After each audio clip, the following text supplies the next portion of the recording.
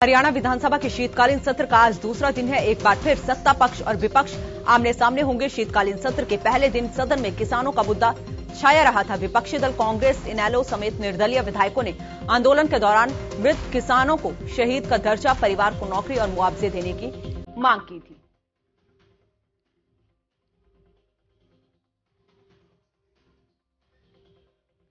सदन में आज 3 विधेयक पेश होंगे। हरियाणा तालाब और अपजल प्रबंधन प्राधिकरण संशोधन विधेयक 2021, हरियाणा अनुसूचित सड़क और नियंत्रित क्षेत्र अनियमित विकास निवर्धन संशोधन और विधि मान्यकरण 2021 और पंचकुला महानगर विकास प्राधिकरण संशोधन विधेयक 2021।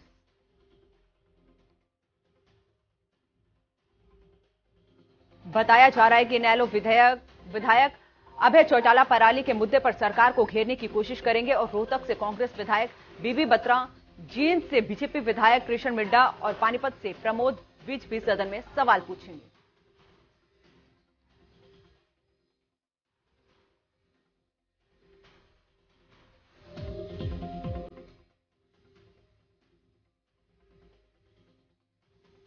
गुरुग्राम में केंद्रीय कृषि मंत्री नरेंद्र तोमर ने बीजेपी किसान मोर्चा की राष्ट्रीय कार्यकारिणी की बैठक ली। इस दौरान उन्होंने कहा कि बैठक का मुख्य उद्देश्य किसानों तक केंद्र और राज्य सरकार की तमाम योजनाओं को पहुंचाना है। किसान आंदोलन के सवाल पर केंद्रीय कृषि मंत्री ने कहा कि किसान आंदोलन से पार्टी को कोई क्षति नहीं हुई है, बल्कि प्रधानमंत्री नरेंद्र मोदी ने किसानों की मांग पर कृषि कानून को वापस लेकर एक इतिहास रचा है।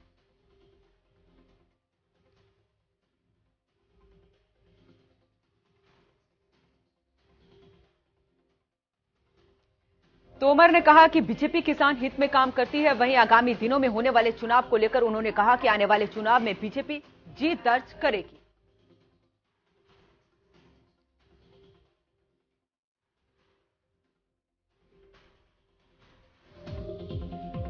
डिप्टी सीएम दुष्यंत चौटाला ने पिंजौर हवाई पट्टी का औचक निरीक्षण किया। उप मुख्यमंत्री ने उपायुक्त को हवाई पट्टी के साथ लगती जमीन का सर्वे करवाने का आदेश दिया ताकि हवाई पट्टी के विस्तारीकरण की योजना को सिरे चढ़ाया जा सके। डिप्टी सीएम ने अधिकारियों से इस हवाई पट्टी पर रात को लैंडिंग की सुविधा उपलब्ध करवाने पर विचार विमर्श किया।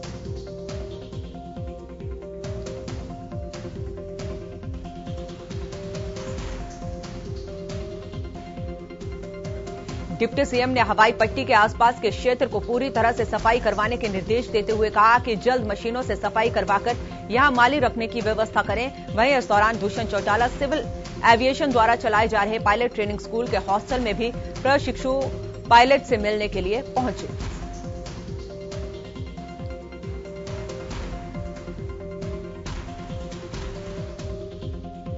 सोनीपत में रविवार को इनेलो सुप्रीमो ओपी चौटाला इनेलो के जिला अध्यक्ष के घर पहुंचे, जहां उन्होंने बीजेपी और कांग्रेस पर जमकर हमला बोला।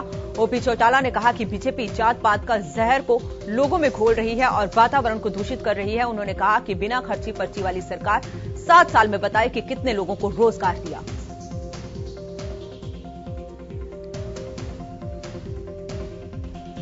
उन्होंने कहा कि रोजगार देने के बजाय सबके रोजगार छीन लिए गए हैं। ओपी चौटाला ने कहा कि उन्होंने सरकार के खजाने में 2000 करोड़ रुपए सरकार जाने के बाद छोड़े थे, लेकिन आज 2.5 लाख करोड़ का सरकार पर कर्जा है। वहीं कांग्रेस पर बोलते हुए ओपी चौटाला ने कहा कि 2005 में सरकार जाने के बाद कांग्रेस पार्टी ने साजिश और षड्यंत्र रचकर उन्हें जेल भिजवाने का काम किया था।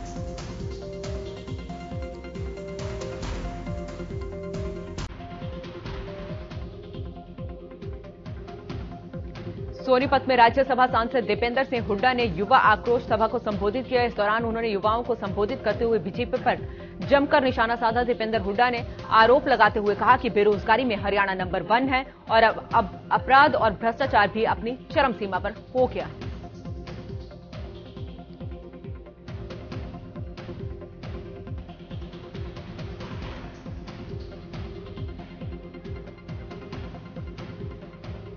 दीपेंद्र सिंह हुड्डा ने कहा कि बीजेपी हमेशा कहती थी कि 70 साल के दौरान जो रिकॉर्ड नहीं बना पाए वो बनाकर दिखाएंगे।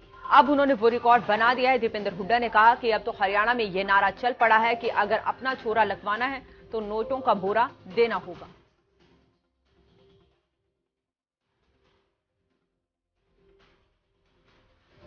दीपेंद्र हुड्डा ने कहा कि प्रदेश में हर नौकरी में रिश्वत का भंडाफोड़ हुआ है। 30 से ज्यादा भर्तियों के पेपर लीक हुए हैं। एचपीएससी को यूनिवर्सिटी में भर्तियों को जिम्मेदारी सौंपने के सरकार के फैसले से ऐसे लगता है कि सरकार ने नौकरियों में रिश्वत को मान्यता दे दी है।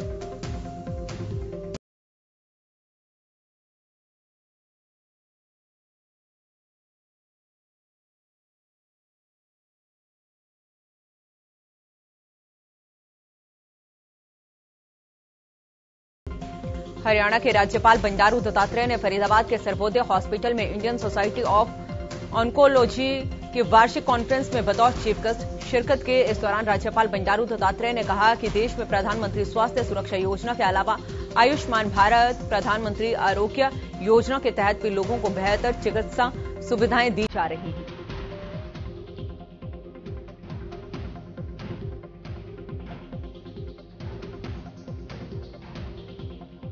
राज्यपाल बंडारू दत्तात्रेय ने कहा कि केंद्र और राज्य सरकार कैंसर के इलाज के लिए बेहतर चिकित्सा पद्धति के साथ कार्य कर रही है। देश में 90 और प्रदेश के झज्जर जिले में प्रधानमंत्री स्वास्थ्य सुरक्षा योजना के तहत आधुनिक तकनीकी पर आधारित कैंसर मेडिकल अस्पताल बनाया गया है।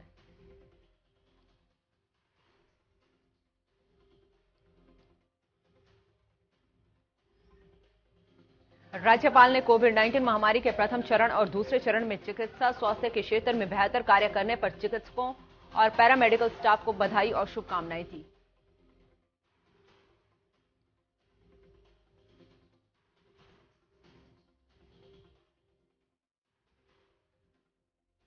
बल्लभगढ़ में बीजेपी के मंडल कार्य समिति की बैठक हुई, जिसमें परिवहन मंत्री मूलचंद शर्मा ने शिरकत की। इस दौरान मूलचंद शर्मा ने संगठन को मजबूत करने के लिए मंडल के पदाधिकारियों और युवा मोर्चा के पदाधिकारियों को टिप्स दिए। मूलचंद शर्मा ने कहा कि सभी पदाधिकारी घर घर जाकर बीजेपी की कल्याणकारी योजनाओं को लोगों तक पहुंचाएं।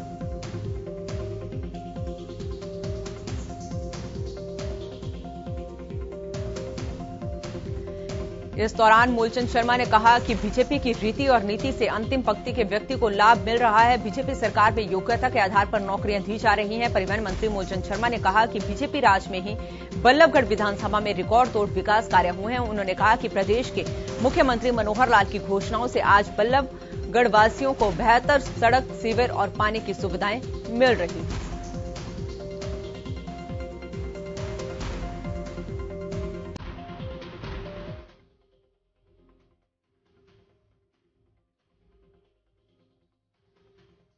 फरीदाबाद में सिंही मंडल की कार्यकारिणी बैठक का आयोजन किया गया, जहां पार्टी आलाकमान ने पूरे हरियाणा सहित फरीदाबाद जिले में तमाम विधायक और पूर्व मंत्री सहित सभी नेताओं की मंडल स्तर पर कार्यकर्ताओं की कार्यकारिणी बैठक लेने की जिम्मेदारी लगाई।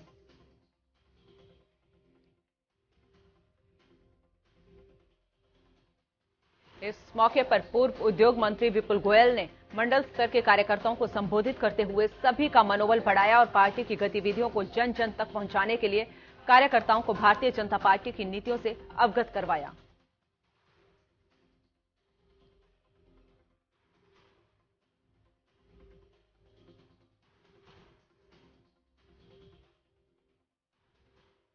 गोहाना के गांव गढ़ी सराय में बीजेपी के राज्यसभा सांसद रामचंद्र जांगड़ा ने धर्मशाला और चौपाल का उद्घाटन किया। इस दौरान रामचंद्र जांगड़ा ने अगले साल 5 राज्यों में होने वाले चुनावों को लेकर बड़ी भविष्यवाणी की। उन्होंने दावा किया है कि 5 राज्यों में बीजेपी की सरकार बनेगी।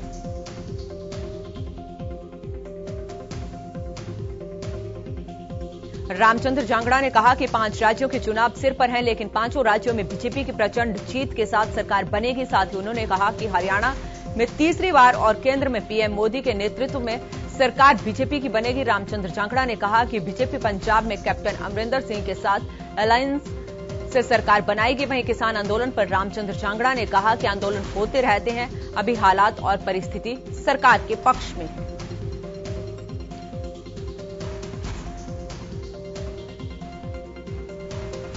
महापरिनिर्वाण दिवस के आयोजन को लेकर बैठक की गई, जिसमें बाबा तारा कुटिया के मुख्य सेवक गोविंद कांडा ने लोगों को संबोधित किया। इस दौरान उन्होंने बताया कि 29 दिसंबर को भजन संध्या कार्यक्रम का आयोजन किया जाएगा और 1 जनवरी को हवन यज्ञ होगा, जिसके बाद विशाल भंडारा किया जाएगा।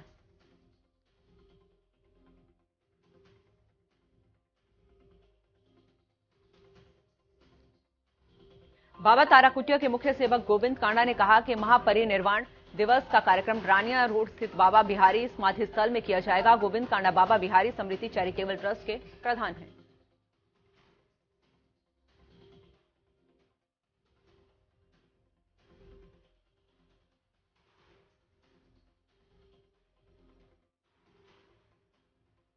केंद्रीय रेल मंत्री अश्विनी वैष्णव ने रेवाड़ी के गांव मामड़िया ठेठर में एक कंटेनर फैक्ट्री का निरीक्षण किया। वहीं अश्विनी वैष्णव पाली स्टेशन पे पहुंचे, जहां उनका एडीसी आशिमा सांगवान और एसडीएम रविंदर यादव ने स्वागत किया। पाली स्टेशन पहुंचने पर रेल मंत्री अश्विनी वैष्णव ने बताया कि रेल मंत्रालय गति शक्ति विजन के साथ काम कर रहा है। रेल विभाग रेलवे स्टेशनों और पटरियों के सुधारीकरण के साथ सफाई पर भी जोर दे रहा है। अश्विनी वैष्णव ने मोदी सरकार को किसान हितैषी बताते हुए कहा कि सरकार छोटे किसानों और उद्यमियों को सुगम संसाधन मुहैया करा रही है। वैष्णव ने कहा कि रेवाड़ी में बन रहे छोटे कंटेनर किसानों की फसल को देश के हर कोने में भेजने के लिए कारगर होंगे। अश्विनी वैष्णव ने रेवाड़ी रोहतक रेल मार्ग पर जल्द ट्रेन शुरू होने की बात भी कही।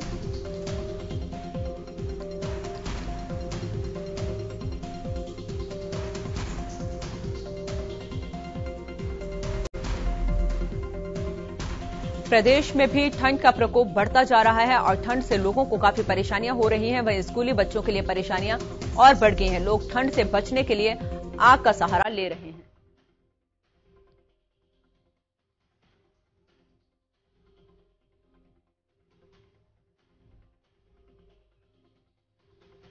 फतेहाबाद में कड़ाके की ठंड पड़ने के कारण फसलों पर काफी बुरा असर पड़ रहा है। जिले में 3.2 डिग्री तक तापमान दर्ज किया गया। वहीं अधिकतम तापमान 18 डिग्री सेल्सियस दर्ज किया गया था, जिससे फसलें ओस और धुंध के चादर से ढकी हुई हैं।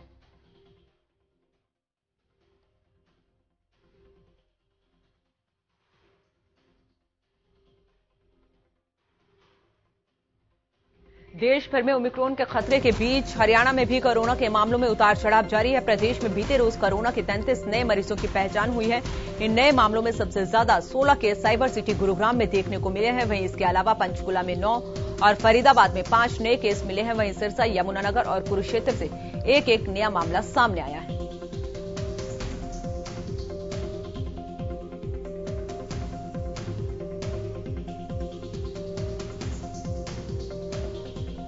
सोलह जिलों में कोई भी नया केस सामने नहीं आया है। प्रदेश में नए मामलों में बढ़ोतरी के बाद एक्टिव मरीजों की संख्या 210 तक जा पहुंची है।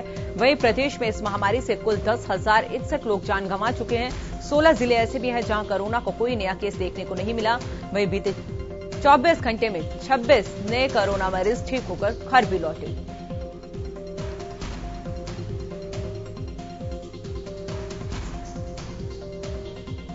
वहीं इस महामारी को पूरी तरह से मात देने के लिए प्रदेश में तेजी से वैक्सीनेशन भी किया जा रहा है। बीते 24 घंटे में 52,000 से ज्यादा लोगों को कोरोना की पहली और दूसरी डोज लगाई गई।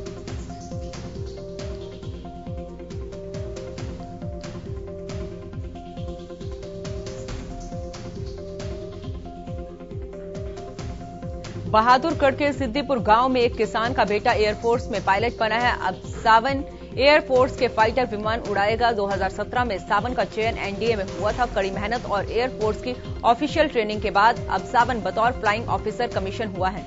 सावन की उपलब्धि पर सिद्दीपुर गांव के लोगों ने उसे खुली जीप में बैठाकर पूरे गांव में घुमाया और फूल मालाएं पहनाकर उसका जोरदार स्वागत किया। सावन ने बताया कि वो बचपन से ही पायलट बनना चाहते थे और 26 जनवरी की परेड में फाइटर विमानों को उड़ता देख उन्होंने पायलट बनने का निश्चय किया। जींद में हरियाणा रोडवेज के परिचालक नरेंद्र ने ईमानदारी की मिसाल पेश की है। परिचालक ने एक यात्री के 3,42,000 रुपए लौटा दिए हैं। परिचालक ने बताया कि रविवार को बस चीन से चंडीगढ़ जा रही थी। इस दौरान बस में एक बैग मिला जिसमें 3,42,000 रुपए थे। उन्होंने बताया कि एक यात्री पैसे भूल गया था, जिसे पैसे लौटा दिए गए हैं।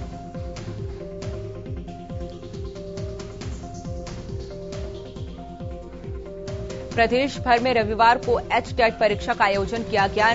नकल को रोकने के लिए सभी परीक्षा केंद्रों में सीसीटीवी लगाए गए थे, जिसके द्वारा हरियाणा शिक्षा बोर्ड ने सभी परीक्षा केंद्रों पर नजर रखी। भिवानी के एसडीएम संदीप अग्रवाल भी निगरानी के लिए कंट्रोल रूम में मौजूद रहे। साथ ही प्रदेश भर में 178 उड़न दस्तों ने निरीक्षण किया। वहीं बोर्ड के अध्यक्ष डॉक्टर चकबीर सिंह ने बताया कि सभी परीक्षा केंद्रों पर जांच के पुख्ता प्रबंध किए गए हैं। भिवानी जिले के राजीव गांधी राजकीय महिला महाविद्यालय में एचटेट लेवल 2 की परीक्षा देने गई रिंकू नाम की परीक्षार्थी परीक्षा केंद्र की छत से गिर गई, जिससे चलते गंभीर चोट आई है। युवती का इलाज चौधरी बंसीलाल नागरिक अस्पताल में चल रहा है। बताया जा रहा है कि छत पर बंदर के डर के कारण युवती नीचे कूद गई थी। फिलहाल पुलिस ने मामले की जांच शुरू कर दी है।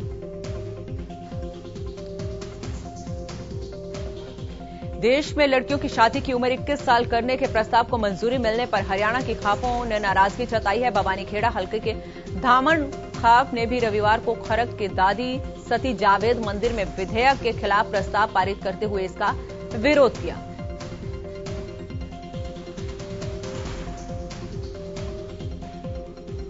उन्होंने कहा कि 18 साल की उम्र में जब एक बेटी देश की सरकार बनाने का चुनाव कर सकती है तो वह पूरी तरह से परिपक्व हो जाती है। उसे घर चलाने के लिए भी 18 साल की उम्र में पूरा ज्ञान होता है। वहीं उन्होंने कहा कि अगर बेटियों की शादी की उम्र को बढ़ाकर 21 साल करना है तो पहले सरकार बेटियों की पढ़ाई के लिए शिक्षण संस्थानों और परिवहन सुविधाओं के अलावा उनकी सुरक्षा के उचित प्रबंध करे।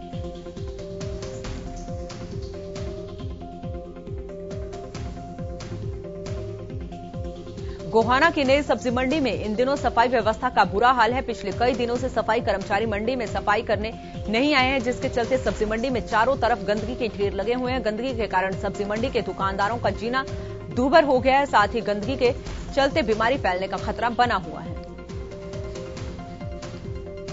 मंडी के आढ़तियों का कहना है कि गंदगी को लेकर कई बार अधिकारियों से शिकायत कर चुके हैं, लेकिन इस और कोई ध्यान नहीं दिया जा रहा है, जिसके चलते मंडी में काम करने वाले आढ़ती नरकीय जीवन जीने को मजबूर हैं। बल्लभगढ़ को अतिक्रमण मुक्त शहर बनाने का नगर निगम का सपना सच होता नजर आ रहा है। शहर के मुख्य बाजार और कॉलोनियों में अब अवैध अतिक्रमण नाम की कोई चीज नहीं दिख रही है। पिछले कुछ दिनों से नगर निगम अधिकारियों ने पुलिस के साथ मिलकर शहर के सभी बाजार और गली मोहल्ले में अतिक्रमण हटाने का अभियान छेड़ा हुआ है।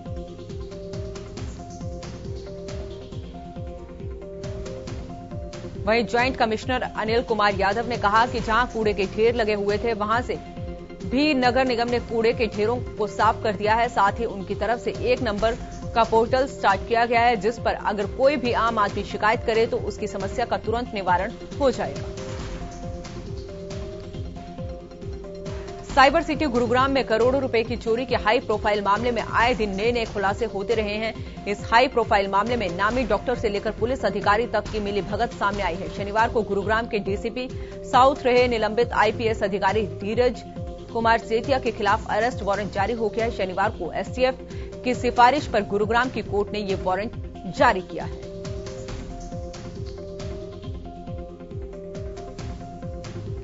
निलंबित आईपीएस अधिकारी पर आरोप है कि उन्होंने भी चोरी की राशि में मोटी रकम ली थी, जिसमें से कुछ रकम बाद में वापस कर दी थी और कुछ अपने पास ही रखी थी।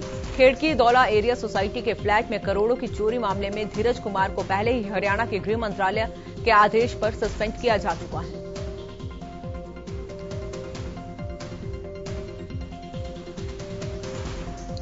निलंबित आईपीएस अधिकारी धीरज कुमार को एसटीएफ ने इससे पहले 3 बार नोटिस भेजा था, लेकिन धीरज सेतिया दोनों बार उपस्थित नहीं हुए थे। एसटीएफ इसके बाद उनके घर भी गई थी, लेकिन वो घर पर भी मौजूद नहीं थे। इसके बाद एसटीएफ ने कोर्ट से अरेस्ट वारंट जारी करने की अर्जी लगाई थी, जिसमें कोर्ट ने मंजूर करते हुए शनिवार को ऑर्डर जारी कर दिए हैं।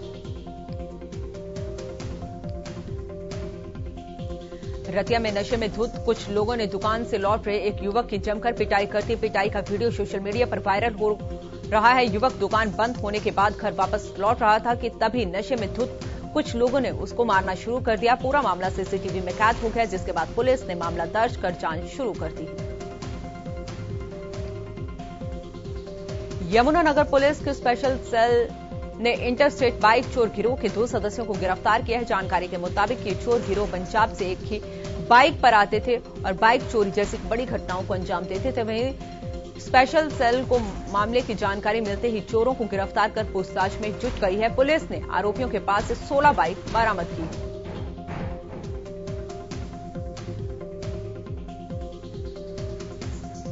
फरीदाबाद में तेज रफ्तार का कहर रुकने का नाम नहीं ले रहा है। जिले में एक कार चालक ने रोड के किनारे खड़ी 2 मासूम बच्चियों को रौंद डाला। गनीमत रही कि बच्चियां सकुशल बच गई। दोनों बच्चों को स्थानीय लोगों ने अस्पताल पहुंचाया, जहां एक बच्ची को मामूली चोटें आई और वहीं ये घटना कैमरे में रिकॉर्ड हो गई। पुलिस आरोपियों की तलाश में जुट गई।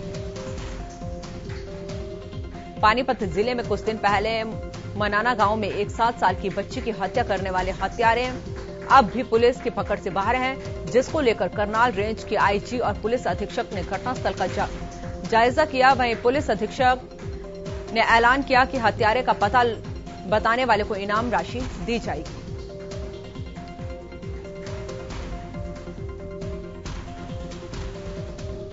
करनाल जिले के सौंकड़ा नहर के पास देर रात हुए भीषण हादसे से 2 युवकों की मौके पर ही मौत हो गई। हालांकि पुलिस और परिजनों को घटना की जानकारी मिली। जानकारी मिलते ही पुलिस ने शव को पोस्टमार्टम के लिए भेज दिया है और केस दर्ज करते हुए मामले की तफ्तीश शुरू कर दी है।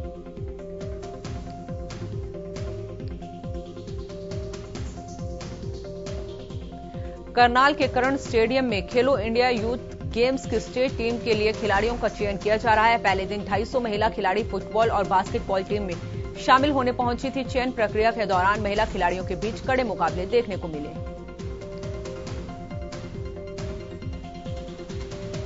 ट्रायल का निरीक्षण करने पहुंचे पूर्व ओलंपिक खिलाड़ी और खेल विभाग के डिप्टी डायरेक्टर गिरिराज ने खेल अधिकारियों को निर्देश दिए हैं कि खिलाड़ियों का चयन प्रतिभा के आधार पर पारदर्शी तरीके से किया जाए।